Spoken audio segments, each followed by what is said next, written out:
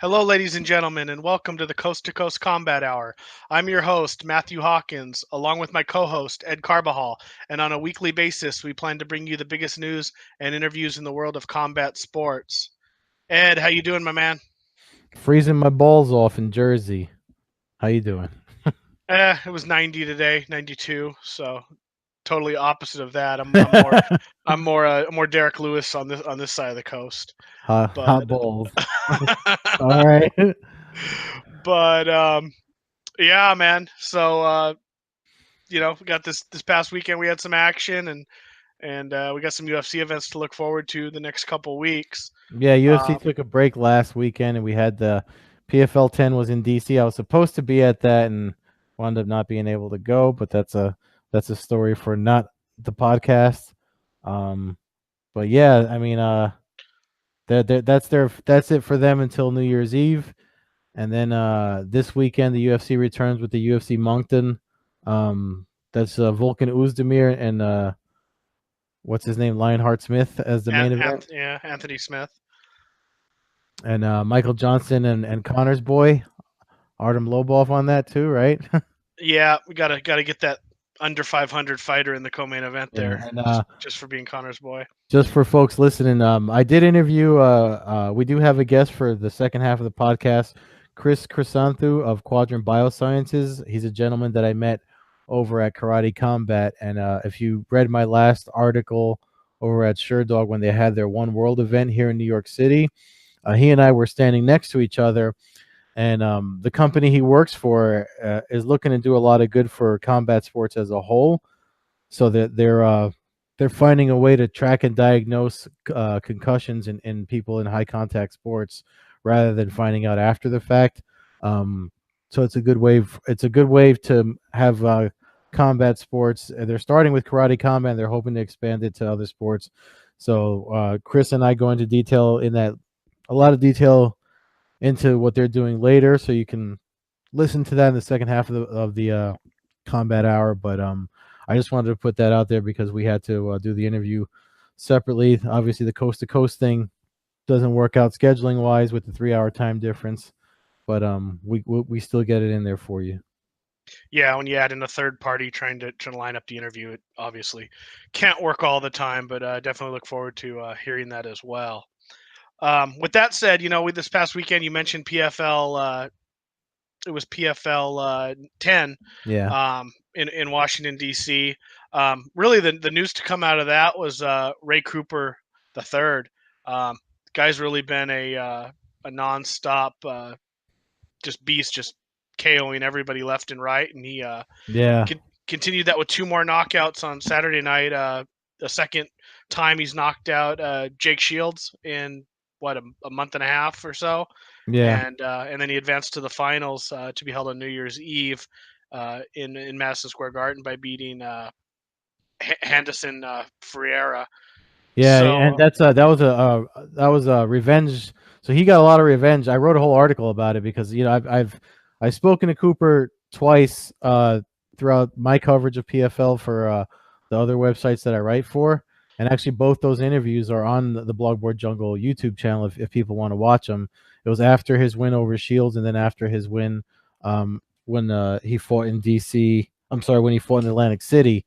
Um, Coincidentally, Jake Shields also fought in that card and won in Atlantic City. So they knew they were going to be fighting each other again. And Shields thought he had a different game plan for that. But if you watch it, the second interview, he actually said that he wanted to fight Jake Shields again. And he said to him, Jake Shields was the number one seed all the time just because of the history. Jake Shields had beaten his father in earlier in their careers.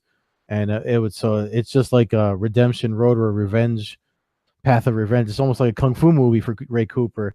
So he beat Jay Shields twice to avenge his father, and then he goes and beats this Ferreira guy that he lost to in he lost a decision to him, I think, in 2008 or something like that at another promotion. So it's definitely, they're not, the whole way they run that promotion is it's supposed to be all performance based, but the storylines, in the fight game, these storylines, you don't need to make them up. They make themselves. well, the tournament's worked out. I mean, everything kind of pretty much worked out for the right guys winning, and there was some upsets. Some lower seeds have advanced to the finals, but Cooper, I can't. I mean, I knew who his dad was. I remember him from the old Hawaiian fighting days and stuff, but I don't necessarily. I didn't follow uh, Cooper the Third's career much until until this tournament basically. Yeah. So that's I've the last 4 fights I've seen him. He's had all first round knockouts, 2 or 3 of them within the first minute. So he seems like really aggressive. Obviously, the story will be told when the momentum goes against him and he finds himself in a disadvantage, and see how he recovers from that. But as far as coming out and being a front runner in a fight, the man is a damn killer. And Tell me about it. I mean, I feel like I don't know. I mean, I feel like just the format has changed the attitudes of the way the fighters that fight in PFL fight compared to what we're used to seeing. Because even when you see like something like a disqualification happen, like the stuff that happened with Jason High, or the stuff that happened that night with the weird decision advance of Lewis Taylor, he was about to storm out because that was them. Not only did they lose the fight, they just lost all the work they put in that was supposed to lead them to this $1 million fight on New Year's Eve. I don't know. Are you noticing that, or am I alone? Yeah, no, I mean, it's obviously there's $1 million prize for a lot of these fighters is money that they would never make. I mean, that's 20 fights for some of these guys in other promotions, maybe more. So obviously that's huge money. It's life-changing money in a bulk sum. It's You play retirement. Make Millions? Did you guys your Make Millions ticket? Oh, I do. I do. I plan on being a billionaire tonight and upgrading the seats for MSG in a couple weeks or next week. So, Sorry. but yeah, I mean, you mentioned the Taylor Howard fight, and before we went on air, I kind of vented about that a little bit. Taylor dominated the fight. To fill in our fans who didn't catch it, Taylor won the first round. Mm-hmm. Was winning the second round with about 10 seconds left in the round. He threw an illegal knee that hit Howard. Howard had taken a beating up to that point, and that final knee just kind of was the icing on the cake, and Howard couldn't continue in the fight.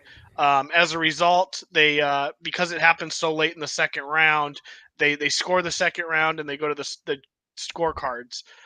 When they went to the scorecards, at some point, even though it wasn't really shown in the ring, the referee apparently took a point away from Luis Taylor for the knee, which would obviously subtract a point from Taylor's scorecard. I think everybody watching the fight would score the fight 10-9, the first round for Taylor. Now the way the scoring is supposed to be done is Taylor would have won the second round 10-9, and then a point would have been deducted, making it a 9-9 round, giving him the win 19-18 on the scorecards.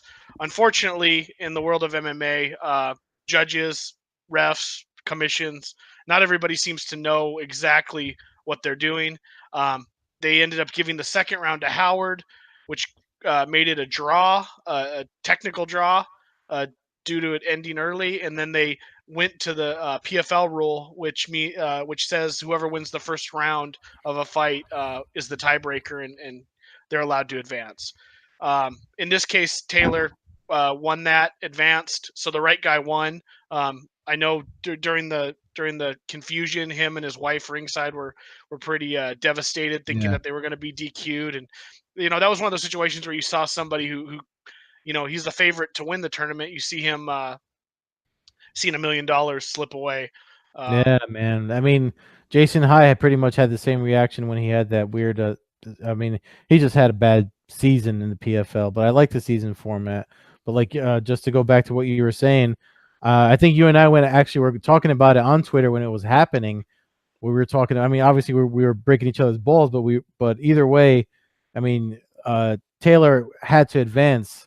For them to take the time that's what was weird about the whole thing was the way they took all that time to come up with this draw, when regardless of what you did, even if they disqualified Taylor, like if they wanted to disqualify him and give it to who's Howard. To Howard, Howard would have been injured and not been able to continue, And if you look at what happened with the earlier fight with Khabib's cousin, he won, but his hand was injured, and his opponent got to advance. You know what I mean?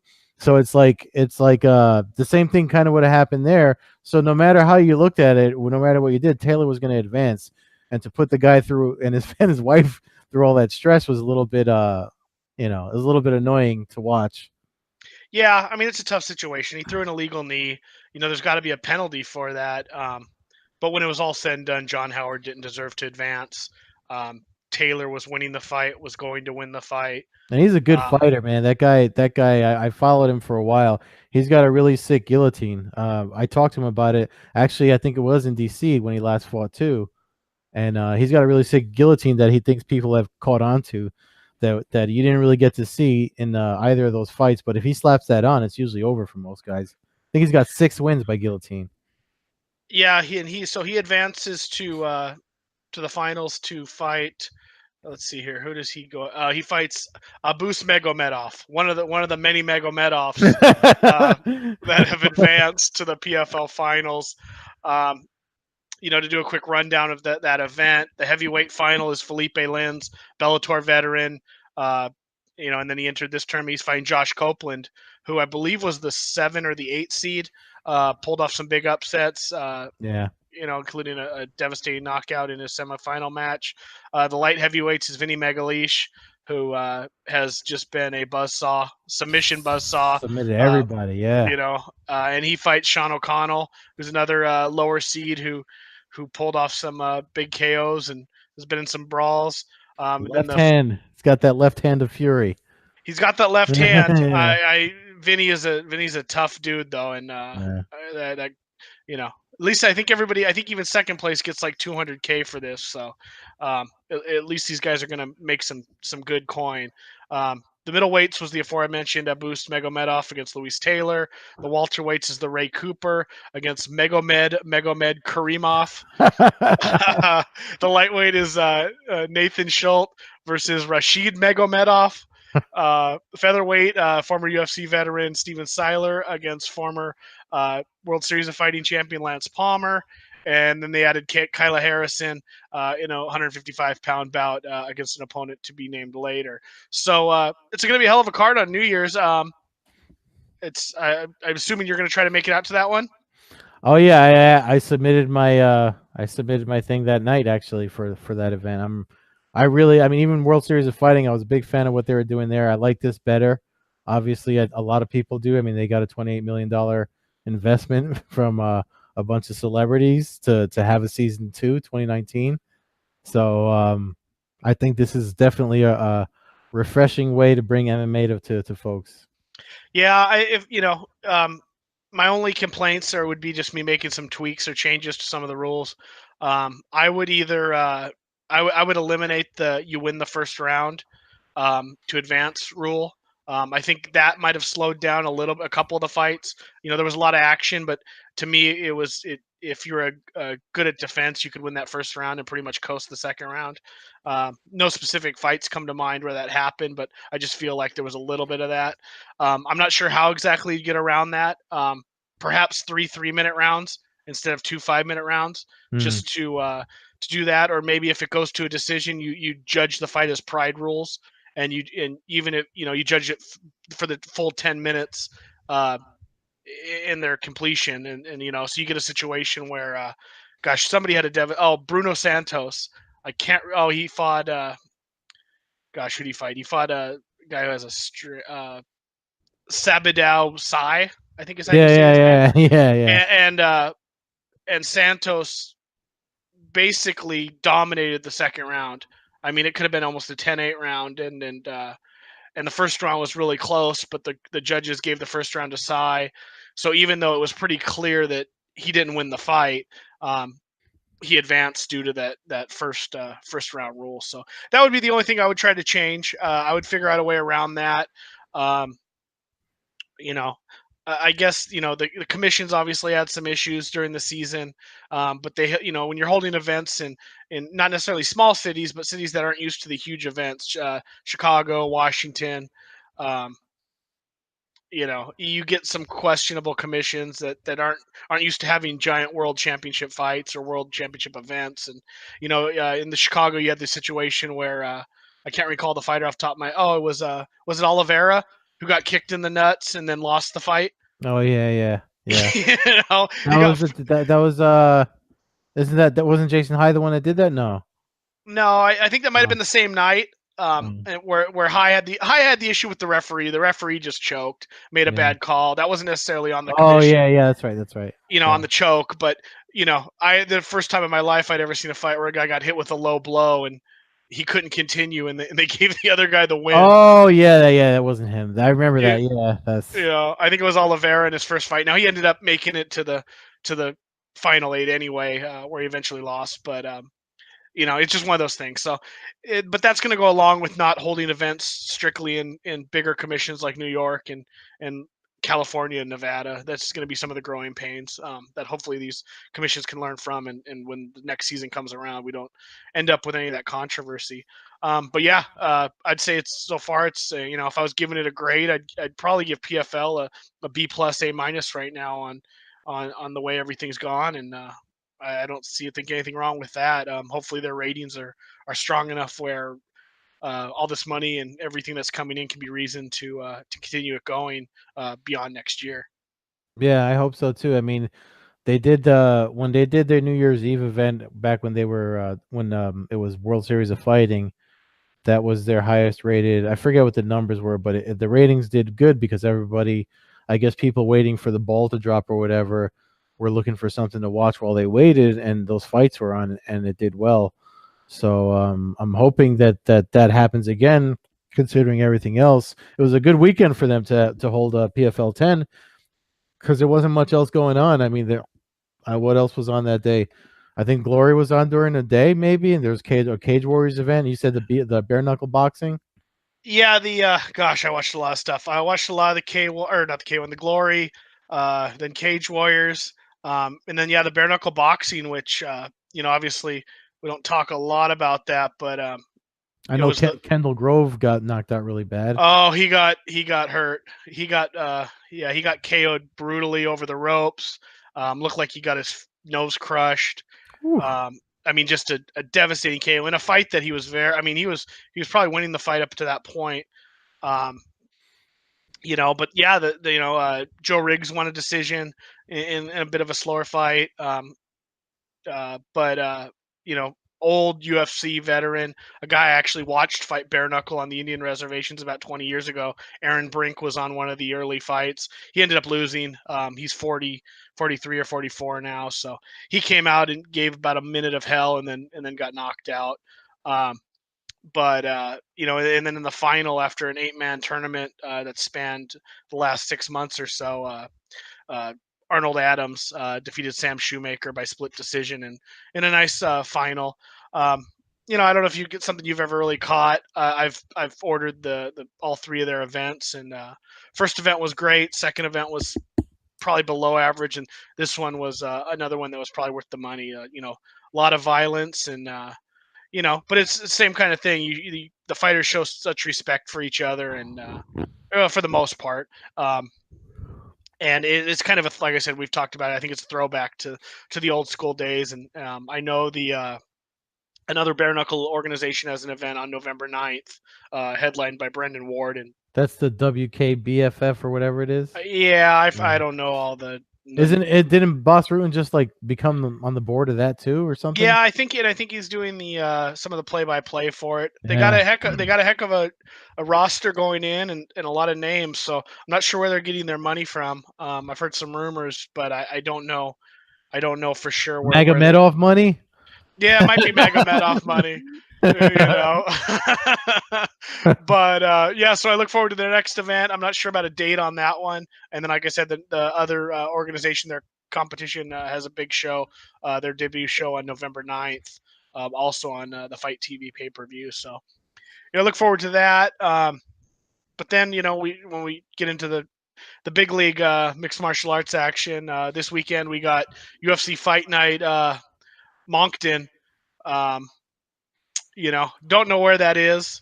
I'm gonna have to hit up some of the guys on the MMAcommunity.com, maybe Jason73 or Birdwatcher. Isn't that Canada or no? I feel like that's It's Canada. in Canada. I feel like it's somewhere around where the Trailer Park Boys live, but that's about all that's about all I know about Canada up there. So What do you think about talking about that event? What do you think about Volkan Oezdemir and Anthony Smith? Like I feel like because I was looking at odds, and Anthony Smith the last time I looked anyway before we recorded this. Anthony Smith was a slight underdog, but I feel like Oezdemir. So like we had he was like the breakout fighter of 2017 over at Sherdog, or whatever the title we used when we did our votes for that the end of the year stuff. And I feel like he spent his gas tank or whatever you want to say, climbing up there to get that fight against who do you lose to? Daniel Cormier. yeah, Yeah, that was last fight. yeah. So and now it's like trying to bounce back from that. I feel like because he calls himself Vulcan No Time Uzdemir, and because he rises through the ranks in no time, and now he got stopped when he got to that title shot, and I just feel like Anthony Smith might be able to take him. What do you think? What do you think about that?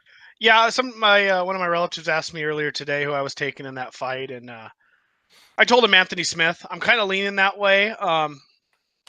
Volkan in the UFC, most of his wins, at least his notable wins, have been really quick finishes. And it seems like with Cormier, he ran into a situation where he had to go some. He had a little bit of he was getting beat, and he ended up tapping out, or not tapping out, but the fight was finished in the second round pretty early on. So I don't know. I got to see him go through some adversity and get out of it. I know Anthony Smith is one of those guys who's been in some real dog fights and he's been around forever. Um, so I lean towards Anthony Smith. Um, I think he's the more what's the word? The more he's got more ways he can win the fight. Um, I I just think I feel like I feel like he's got more output.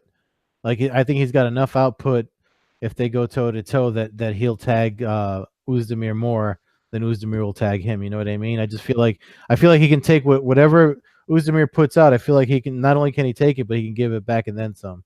Yeah, and I feel like Smith has, like I said, I think he can win. I think the only way Volkan really can win the fight is by knockout. I think Smith can win a decision. I think he can win by knockout, and I think he could also win by a submission if put in the place to do it. So that's where I'm leaning. I think it's going to be a dogfight. I think it's going to be a brawl, especially for the first couple minutes. So we'll see. We'll see how the fight goes. But yeah, I'm definitely leaning Smith right now, and look forward to a good fight. Um, the co-main event on that fight was supposed to be Artem Lobov versus Khabib's boy who jumped the cage and blindsided Connor. So he got removed and they replaced him with Michael Johnson, a longtime UFC veteran now. Michael Johnson Magomedov. No, no Magomedovs here.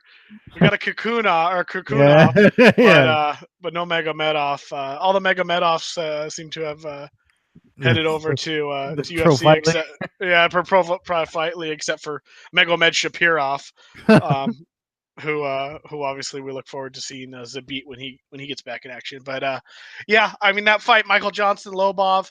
Um, you know, I know a lot of people like Lobov. I don't know if it's the running joke online or if people are actually a fan of the guy, but he gets a lot of love. Um, I realize he's put on some good fights, but I think the dude's 13-14 in his career now. Um, you know,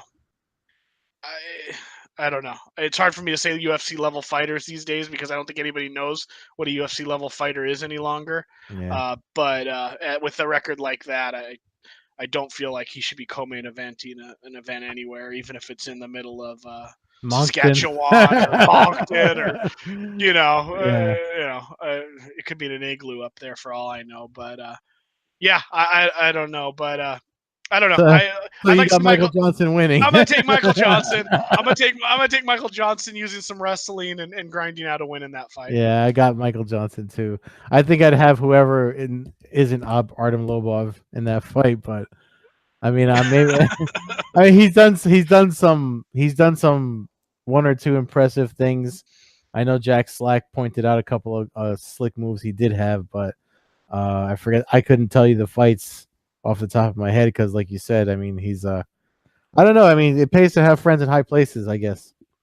Yeah, I mean, I don't hold it against the guy. You know, he's going out Yeah. there, he fights, he leaves it in the cage. If he's not skilled enough to be top shelf, then that's not necessarily on him. It's on the promotion, obviously trying to make money off of him and his friends and the name he made through the Ultimate Fighter, being coached by Conor McGregor and being a part of the Dolly incident and all the other stuff that is part of promotion apparently nowadays in MMA. Now that brings us to the card that keeps turning and turning and churning like my stomach thinking about. Have you looked at like ticket sales for that? Oh, Like it's been pathetic since day one. They ticket sales. It didn't matter who they announced. UFC 230. Not Yeah, sold. It's not sold yeah. out. No. It's about half sold. Um, I don't know. The UFC obviously dropped the ball on this event. Their promotion has been non anything. I have yet to even see a commercial on TV for it. I would think you would start seeing Lewis and Cormier commercials all over the place right now when you're trying to sell Not, tickets. yeah, it's like a week and a half away. Like Yeah, no, yeah. it's yeah. So the fight's 2 weeks All from. I've seen is Facebook ads. That's it. Yeah, and then they like I said, it's as the world turns of MMA cards, and now Chris Weidman fights Jacare Souza, who was supposed to fight David Branch while Weidman was supposed to fight Rockhold. Rockhold, no surprise to anybody, for the 85th time in his career, got injured and had to come off a card. Um, with all that said, if it can hold where it is right now, I think it's still an exciting night of fights. Lewis Cormier, Weidman Souza, Branch Canier, Robertson Marshman, and Brunson Adesanya. Um, I think there's a lot of potential action there. Jordan Rinaldi, the black belt jiu-jitsu guy, and Jason Knight on the prelims is an interesting one. Yeah, and I'm actually interested now. I'm interested in Sajara Eubanks versus Roxanne Modafari only because that's their season ultimate. That's a rematch from their season Ultimate Fighter, and I don't know if they're are they fighting for a flyweight title or no? No, that title's Joanna and Shevchenko Oh, that's right. on That's right. the 8th. It's basically it's essentially a number one contender fight. I know Jessica Ai's in that mix, um, and she's got a fight coming up with somebody who all of a sudden slips my mind. Uh, Caitlin Kodigan or Kudligan or somebody from your. Takugian, yeah, yeah. There you go. Out There of you the go. all yeah Jersey fighters. Which I looked her up the other day, and I've seen her fight a few times. I actually saw her lose to Carmouche at 205, and you know she kind of gets a bad rap. Some of her fights aren't the most exciting, but I noticed she only had her only loss was to Carmouche. I think she's 12-1 as a pro, and she's like 8 or 10-0 as an amateur. So um, Yeah, she's good. she's actually pretty. Yeah, she's better than the She promotion kind of leads to be, Yeah, she and trains with Almeida and Frankie Edgar and all those guys. What's his name? Mark Henry. All those guys from around here. That it's not like an official camp because it's like multiple camps in this uh-huh. region, but they all train together. Marlon Moraes, her, Frankie Edgar. Yeah, all those guys.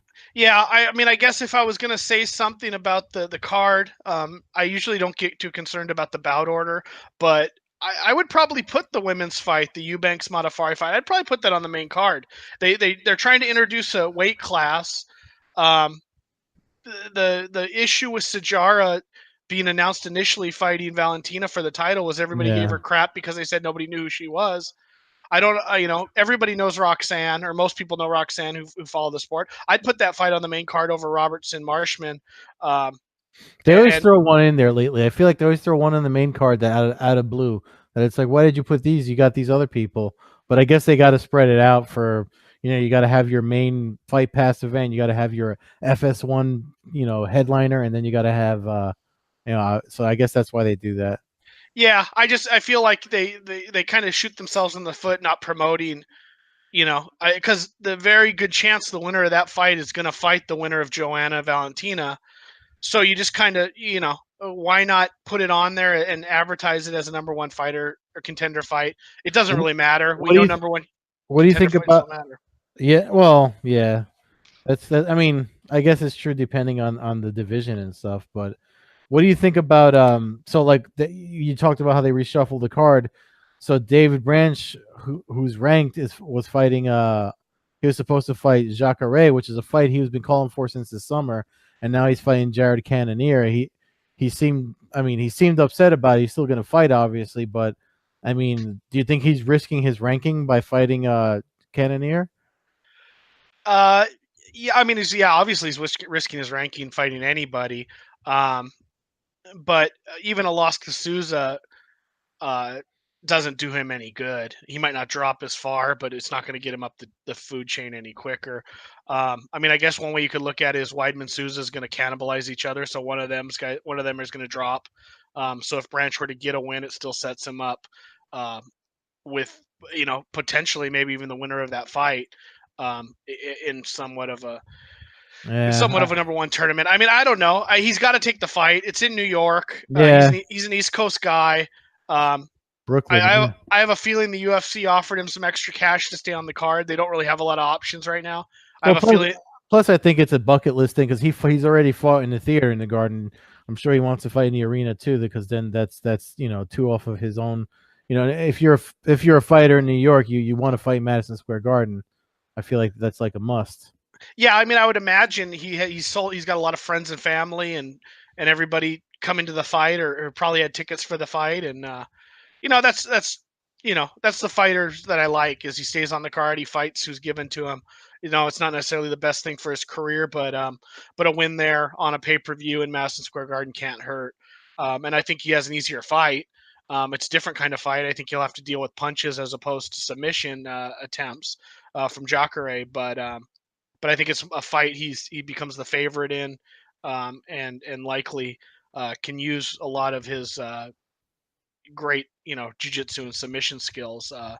Whereas the fight with Jacare might have been an exciting ground fight, or just a kind of a boring K1 fight between two good grapplers.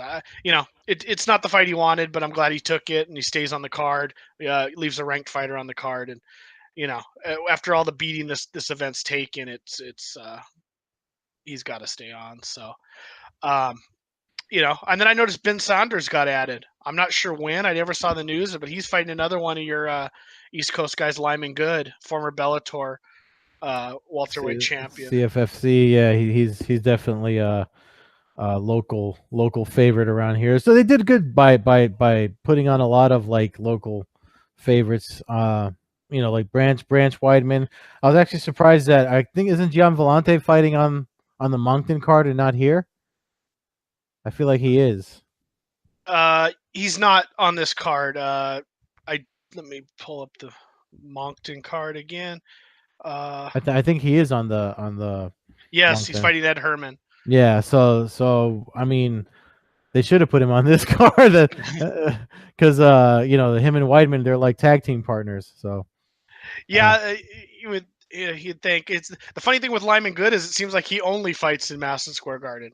Um, I think he fought on 217, and I know he was initially scheduled to be on the 205 card. And I want to say Atlantic City only because he's fought there so many times at CF when he fought for CFFC, which is the Jersey Cage Fury Fighting whatever it is. The Caged Fury Fighting Yeah. Championship. Well, the good news though is that the opening bout for the evening is Ruslan Magomedov. against Marcos Rogerio de Lima. So Oh, there you go. we do get that Mega Medov money kicking off the 230 event. Yeah. So I just I changed my Twitter handle. Mega Medov money. Yeah. Yeah. So I don't know. I hate to even talk about it because by the time we hang up here, there could be 6 more changes. Yeah. I've never been so fatigued by an event in my life. Yeah. This event, I mean, obviously, you got a lot planned coming across country for it, and bringing a crew and meeting you guys, or hooking up with you guys and you and your buddy out there, and it's just a lot going on to have this much stress and stuff around an event. Well, hopefully, I mean, we got one more episode to record before you hit the road, right? Because right, you're not coming out until towards the end of. No, we'll have to figure that out. We probably won't be our regular Tuesday night show. But All we'll right. see what we can work out. I have to head down to San Diego Tuesday night. Oh, okay. Because Gotcha. my flight leaves dead early morning on Wednesday. All right, so just for folks listening, next week it'll be obviously it'll be some on location recorded episode. Yeah, we might maybe something from the airport, or I can pull something off, but we'll just have to work that schedule around. Otherwise, it'll be live from Madison Square Garden and the Big Apple. We'll be sitting there in that 50-degree rain and and hopefully drinking some beers. But yeah, with that said, it kind of wraps it up. We got your interview coming on after this. So that kind of wraps it up for this week. As usual, fans can follow us at Combat Hour on Twitter, myself at MMA Hawk 21 on Twitter and Instagram. Magomedov Hawk 21. Oh, jeez. At Carbazol on Twitter, at Carbeerzol on Instagram. What's it? We got the drawing. I'll get that Mega Medov money in about 2 hours when I hit that $1.5 billion, and then we can have a show because I can just buy my own jet to get out there to New York next week. But until then, man, everybody stay tuned for the interview Ed's got, and look forward to the action next week. All right, cool.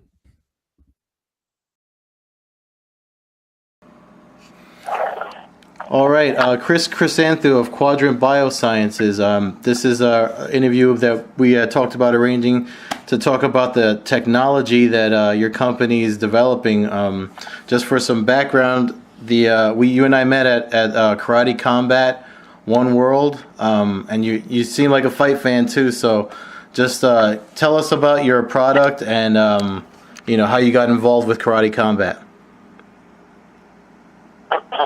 Okay, so Quadrant Biosciences is a company that's focused on overall brain health, and we work on various brain health initiatives from concussion to autism spectrum disorder and Parkinson's disease, as well as ADHD and some other things. We had the opportunity to meet Dr. Julian Bales at an event in Chicago and showed Dr. Bales our product ClearEdge. And ClearEdge is a functional assessment that uses a Samsung tablet, a proprietary inertial measurement unit, and a foam pad. And with those three things, we're able to perform a series of cognitive tests and balance tests that very accurately can portray the function of the brain. And so an athlete that has been concussed would show a significant difference in scores than they would if they were otherwise healthy. So because Karate Combat very much wants to provide proper care for their athletes, and they want it to be more than just the combat sport that it is. They want to protect their athletes. They have partnered with us, or we have partnered with them, to track the brain health of their fighters so that they can ensure they have proper care, and that every time they enter the pit, they have proper cognitive function and proper stability, so they're not putting themselves or their opponents at additional risk. So, do you know? Can you remember when you guys were you guys involved with the beginning when Karate Combat first started, or did you jump in midway through? Because you seemed, when you and I were speaking at the event in New York, it seemed like you had been following all their events. So, are you guys in from the beginning, or did you jump in around the Miami event? So the Karate Combat One World was the first event that we were part of. And we were doing a trial at that event to see if it was feasible to be testing the athletes and how the logistics would work. Going forward, we will be testing the athlete before every event and after every event. So we will continue to track those athletes longitudinally, where at One World we just tested them before the event. I remember you had your stuff with you because you weren't sure when we were there if you were going to be gathering data right away. I know somebody, I forget the name of the fighter, it was like the second or third fight. Somebody got knocked out. Did you test that gentleman? I can't. His name doesn't come to mind. I'm just thinking of it now because that's when you had showed me the case you brought with you of your equipment. Yes, at this point, we did not test any of the fighters after the event. So any of the fighters that did get knocked out, at this point, we have not followed up with them. We would like to follow up with them prior to their next event. But at this point, the trial was simply to test these athletes before the current fight. The real value in the ClearEdge system is that tracking over time. So it is ideal that athletes, especially those involved in combat sports, be tested multiple times per year.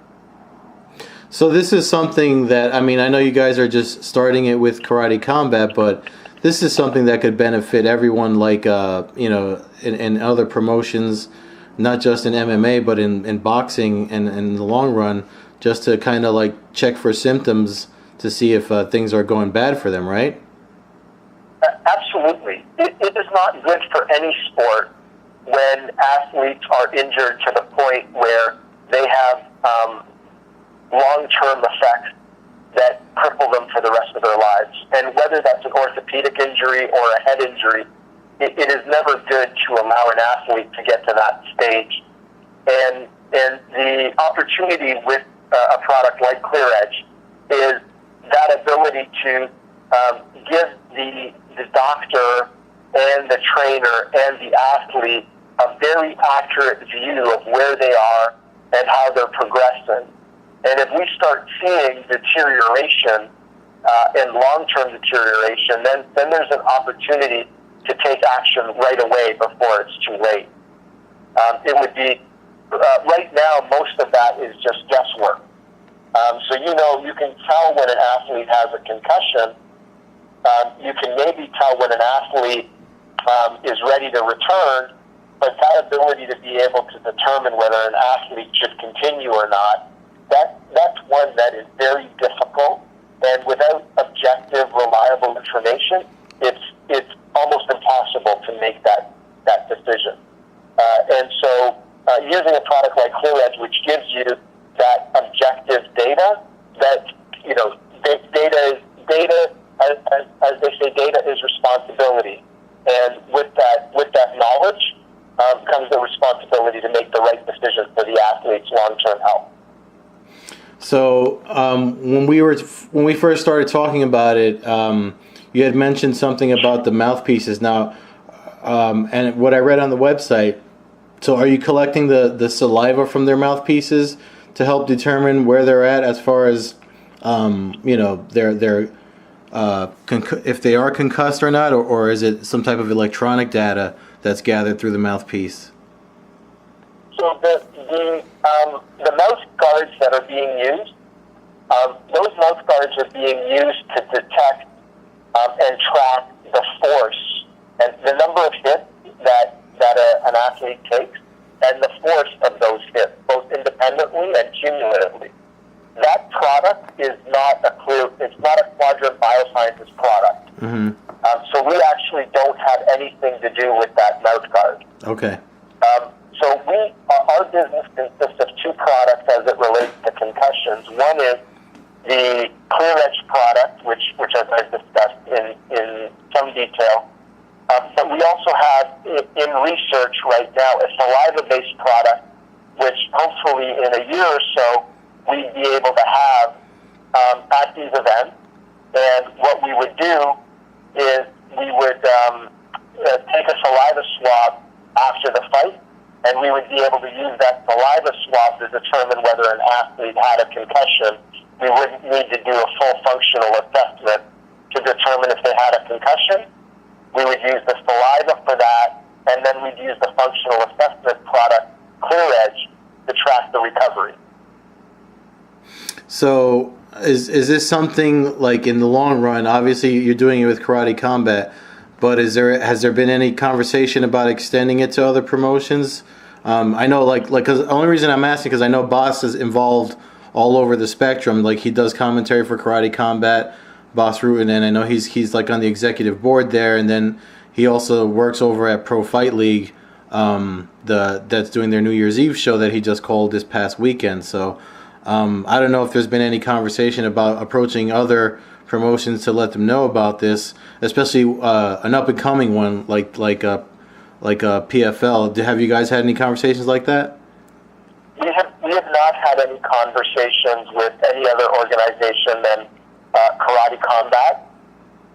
Ironically, our business was founded, and a lot of the research that we initially did was on mixed martial arts fighters, primarily amateur mixed martial arts. Since we've commercialized our product, however, the only work that we've done with combat sports has been Karate Combat. That's interesting. So I know they said they were going to Japan sometime next year. Are you guys going to go with them? Yes. The plan is at this point that we're going to spend some time in the month of November negotiating a long-term agreement. And the objective is that we are going to attend the event in Japan, but we are also going to bring this to all of the Karate Combat dojos. And all of the fighters will implement the Clear Edge toolkit in their dojos as well. Oh, nice. That's good. Talking about the fighters, when you guys came in, you said One World was the first event that you started using this with Karate Combat. Did they how did the fighters react when you guys approached them with this new technology? We were very pleasantly surprised at the reaction of the fighters. The fighters were extremely engaged. They were very competitive, and they were very interested in their results and in their scores. They were also very interested in the results and the scores of their opponents and the other fighters. Of course, because of HIPAA privacy regulations, we couldn't show them the scores of their opponents, but they were very much engaged in the process, which is very exciting to us. There is a perception from time to time that these athletes don't care about their health. And the reality is we see that when you provide them with something of quality, they can tell that there's been a lot of thought and a lot of work put into the product. And so they were very engaged through the process, and as I mentioned, very, very interested in their results, and very focused to see how we can move this product forward and continue to test them over their careers. Yeah, no, well, that's exactly what excited me about it when you and I first spoke. I mean, we just happened to be standing next to each other at that event, and then when you mentioned it, as somebody that I trained half my life in martial arts, and when you mentioned what you guys were doing, I just saw it as all I saw was positives for the future of the sport. Especially, I mean, it was coincidence that we were in New York, and how we met in New York City, where they had the ban on MMA for so long. And one of the reasons, obviously they say it's too violent, too dangerous. And then you have a company like yours that's doing something to protect the fighters long run, for their safety. So I definitely think it's something that needs to be put out there more. And Karate Combat's just innovative. They're doing a lot of innovative things. When I spoke with Phoenix Carnevale at the beginning, when they first started, she talked about the technology in the gloves and how they monitor heart rate and stuff. And then when I met you, you talked about this. So it just, outside of the unique presentation and stuff and all the the things that people see as a gimmick, it's nice to know that the stuff that they're doing for the fighters and the future of combat sports is probably something that's going to extend in the long run. We'll probably see in the future like technology like yours in other promotions and in other combat sports, so that they don't have such a negative view to the casual fan. Speaking of casual fans, you seemed like a pretty hardcore fan when we were watching the fight. So, are you excited for Karate Combat? Are you an MMA fan? I have not been a combat sports fan. I am not very big into UFC, and this was my first exposure into Karate Combat. But at an event like that, where you're standing pitside and you can literally see the sweat beading off their faces. And a couple of times we had fighters fall right in front of us, where you could literally reach out and touch the fighter. When you're involved in any sport at that level, and those athletes were very talented athletes, to be that close to the action, you'd almost have to be dead not to be as excited as we all were. It was a phenomenal event. It's a phenomenal organization. They're doing things the right way. It's very scary to see. I had a conversation with a club owner today, and not a martial arts club owner or a combat sports owner, but another sport. And she said to me, "I want nothing to do with concussion. That's not my problem. That's the parents' problem." And too much we are seeing today, people looking at concussions as the boogeyman, and people running away from concussions rather than taking the responsibility of managing the health of these athletes. And to have a sport that's as dynamic as Karate Combat, and then as focused as they are at managing the health, the overall health, not only the brain health, but the heart health, and everything else that they're working on with these fighters, it's just really refreshing to see an organization take responsibility for the health of their athletes.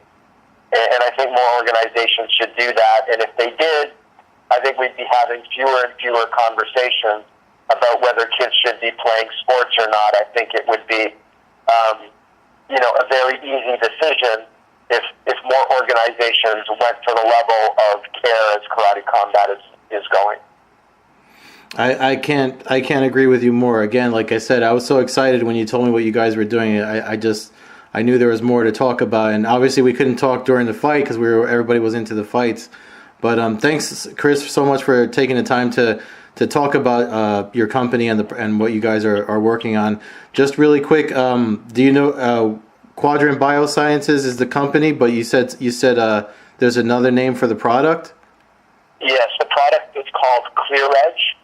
So you can find us either at quadrantbiosciences.com or clearedgetest.com.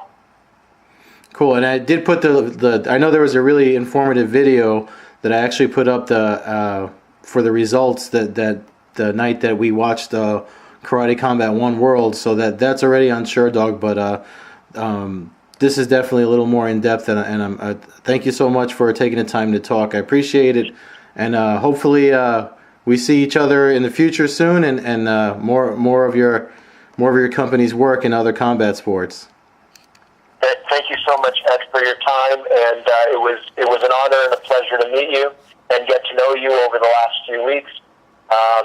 Thank you so much for having me on your show. Thanks.